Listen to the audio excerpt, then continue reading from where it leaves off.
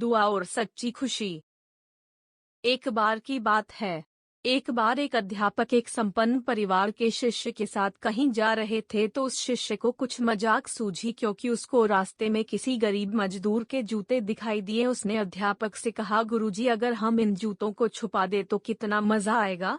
अब उसको तो मजाक सूझ रहा था, लेकिन गुरुजी ने कहा कि नहीं, गरीब इंसान के साथ इस तरह का भद्दा मजाक करना ठीक नहीं है। उसने कहा, क्यों ना हम इन जूतों में कुछ सिक्के डाल दें और देखें कि इसका इस गरीब मजदूर पर क्या प्रभाव पड़ता है। उन्होंने ऐसा ही किया। जैसे ही मजदूर अपना काम करके लौटा और उसने एक पाँव अपने जूते में डाला तो उसको कुछ कठोर सा महसूस हुआ। उसने अंदर हाथ डाला तो उसको कुछ सिक्के दिखाई दिए। वह थोड़ा आश्चर्य में पड़ गया। आसपास किसी को देखा तो कोई भी दिखाई नहीं दिया। वापस उसने दूसरा पैर अपने जूते में डाला और वापस उसको उसमें कुछ सिक्के दिखाई दिए।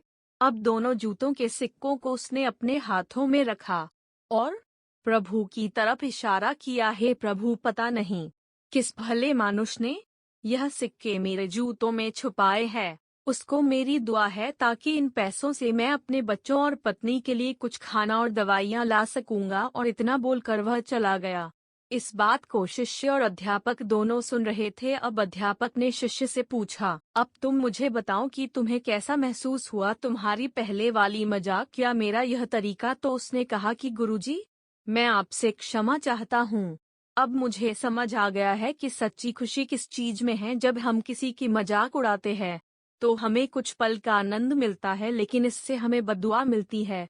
लेकिन अगर हम किसी की मुश्किल परिस्थिति में मदद करते हैं और जिसकी भी हम मदद करते हैं उसको भी नहीं पता कि हमने उसकी मदद की है, लेकिन अंदर ही अंदर हमें पता है कि हमने उस इंसान की मदद की है, यही सच्ची खुशी है। जब हम दूसरों को खुशी देते हैं तो हमें सच्ची खुशी मिलती है।